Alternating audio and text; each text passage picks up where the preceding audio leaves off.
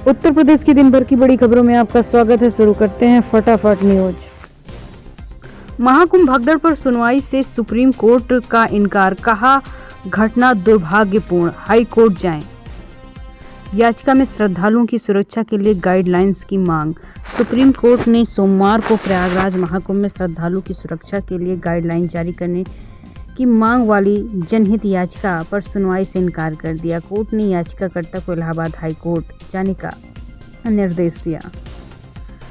Court ने उत्तर प्रदेश सरकार की इस दलील का संज्ञान लिया और इलाहाबाद हाई कोर्ट में याचिका पहले ही दायर की जा चुकी है। सुप्रीम कोर्ट ने 29 नवंबर को कुंभ में भगदड़ की घटना को दुर्भाग्यपूर्ण बताया, साथ ही याचिकाकर्ता को हाई कोर्ट भेजा।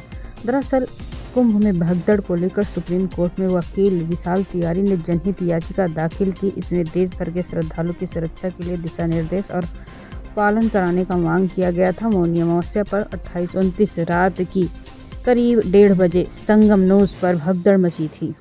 भीड़ में लोगों को जान गंवानी पड़ी थी। सरकार के मुताबिक 30 लोग की जानें गई, 60 घायल हुए। याचिकाकर्ता की मांग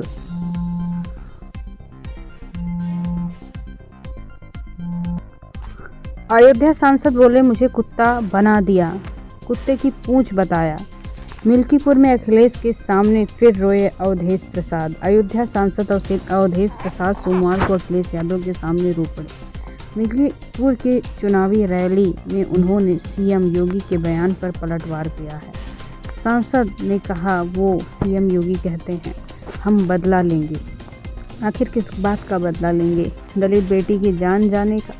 कल मैं रो रहा था। योगी बाबा ने कहा, यहाँ का सांसद नौटंकी कर रहा है, हमें कुत्ता बना दिया, कुत्ते की पूंछ बताया, हमारे नेता का अपमान किया। अवधेश ने कहा, सीएम 9 बार यहाँ आए हैं, ये इतिहास में लिखा जाएगा कि कोई मुख्यमंत्री एक विधानसभा में 9 बार आया है।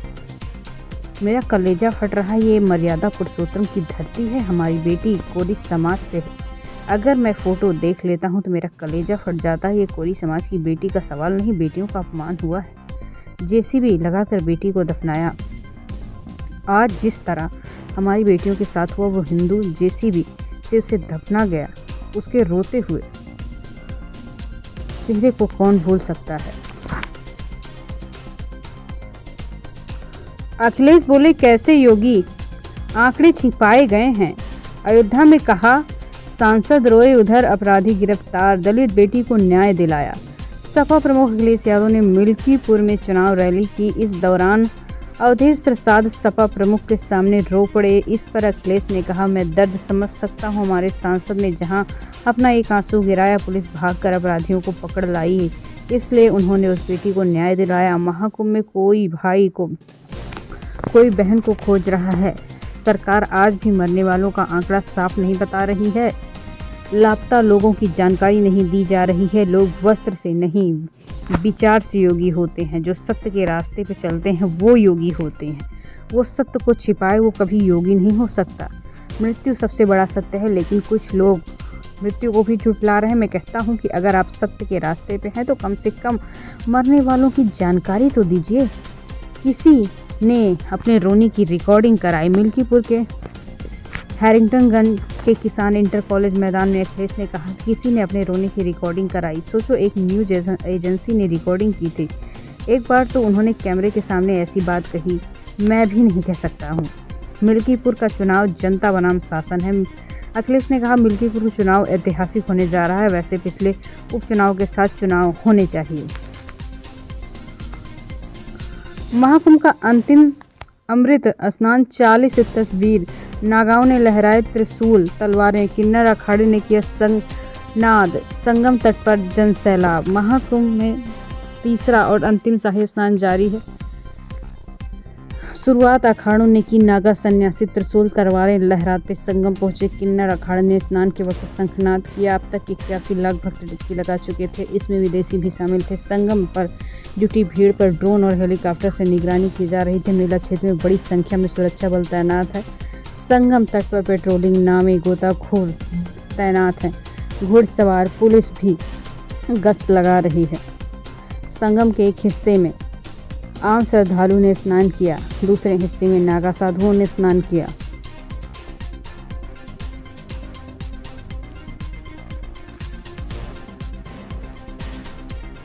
बर्थडे पर यूरोप से महाकुंभ पहुंचा विदेशी भक्त। इटली से आए श्रद्धालु बोले पहली बार ऐसा देखा, महादेव के नारे लगाए, विदेशियों संग स्नान किया। महाकुंभ का आखिरी अमृत स्नान बसंत पंचमी का स्नान हो चुका है। विदेशी श्रद्धालु स्नान को लेकर क्रेज देख सकते हैं। 30 देशों में श्रद्धालु महाकुंभ पहुंच चुके हैं। सुबह नाव से संगम जाते विदेशी श्रद्धालुओं ने हनुमान चालीसा का पाठ किया। बर्थडे पर स्लोवेनिया से आए श्रद्धालु संगम में डुबकी लगाई और कहा महाकुंभ अद्भुत है। महाकुंभ का आखिरी अमृत स्नान 1.98 करोड़ लोगों ने डुबकी लगाई। संगम के 10 किलोमीटर तक श्रद्धालुओं की भीड़। 30 देशों से लोग पहुंचे। बसंत पंचमी का तीसरा और अंतिम अमृत स्नान जारी। हाथों में तलवार, गदा, डमरू, शंख, शरीर पर भभूत, आंखों में काला चश्मा, घोड़े और रथ की सवारी। हर हर महादेव का जय घोष करते हुए साधु संत संगम नोच पर पहुंच चुके।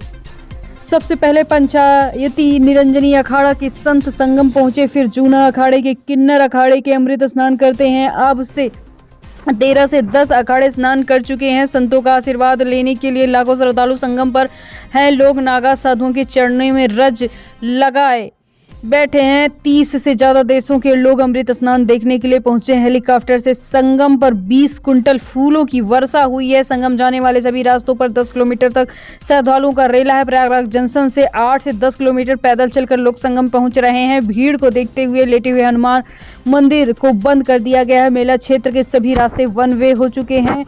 महाकुंभ का 22वां दिन है। 4 बजे तक 1.98 करोड़ श्रद्धालुओं ने स्नान किया। 13 जनवरी से अब तक 34.97 करोड़ से ज्यादा लोगों ने डुबकी लगाई है।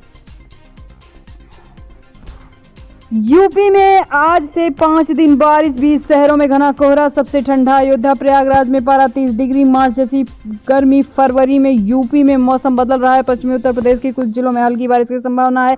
20 शहरों में घना कोहरा छाया रहेगा। Visibility 50 metre. मौसम विभाग के अनुसार सोमवार को नया विक्षोभ सक्रिय हो रहा है, जिसमें 3 से 7 फरवरी तक बारिश का दौर चलेगा। रविवार को लगातार तीसरे दिन प्रयागराज सबसे गर्म शहर रहा। यहाँ तापमान 30 डिग्री दर्ज किया गया। वहीं सबसे ठंडा अयोध्या रहा। यहाँ तापमान 9 डिग्री दर्ज किया गया। बीएचयू के मौसम वैज्ञानिक मनोज श्रीवास्तव का कहना है कि पश्चिमी विक्षोभ के सक्रिय हो जाने की वजह से पूरे प्रदेश में 5 दिन तक हल्की मध्यम बारिश हो सकती है। मौसम विभाग का कहना है कि इस बार जनवरी में पूरे उत्तर प्रदेश में कम बारिश की वजह से ठंड के दिन कम हो गए हैं। समय से पहले गर्मी शुरू हो गई। यूपी में इस साल जनवरी में बारिश सामान्य से 80% कम हुई है। इस वजह से फरवरी की शुरुआत में मार्च जैसी गर्मी महसूस हो रही है। 3 फरवरी को यूपी के कई जिलों में बारिश हुई। सुबह शाम कोहरा छाया रहा। विजिबिलिटी 100 से 500 मीटर रही।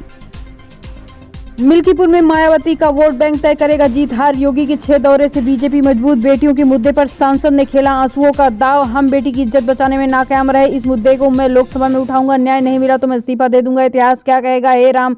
अवधेश प्रसाद सपा सांसद। अयोध्या तारीख 2 फरवरी समय 12 बजे। दलित की बेटी की जान गई। सपा सांसद नौटंकी कर रहे हैं। इस बेटी की जान जाने से सपा का कोई दरिंदा शामिल जरूर होगा। ये सुधरेंगे नहीं, क्योंकि कुत्ते की पूंछ कभी सीधी नहीं हो सकती। योगी आदित्यनाथ मुख्यमंत्री तारीख 2 फरवरी समय 2 बजे। अयोध्या में दिए गए 2 बयान मिल्कीपुर विधानसभा उपचुनाव में सियासत की तासीर बता रहे हैं। बेटियों के मुद्दे पर अवधेश प्रसाद ने सियासी आंसू बहाकर सहानुभूति लेने की कोशिश की, लेकिन सीएम योगी ने 6 महीने में 6 दौरे में बीजेपी को यहां मजबूत कर बेटी के मुद्दे का आक्रामक रूप दिखाई दे रहा है। 5 फरवरी को मिल्कीपुर में वोटिंग। इससे पहले यहां सियासी माहौल है, जनता का क्या मूड है, सरकार का क्या रुख है, सब धीरे धीरे पता चलेगा। सबसे पहले मिल्कीपुर का माहौल की बात की जाए। सरकार 7 मंत्री यहां लगातार डेरा डाले हैं। सपा की डिंपल यादव रोज रोड शो लगा रखी हैं। अवधेश प्रसाद के बेटे अजीत प्रसाद के माहौल भी टाइट करके बैठे हैं।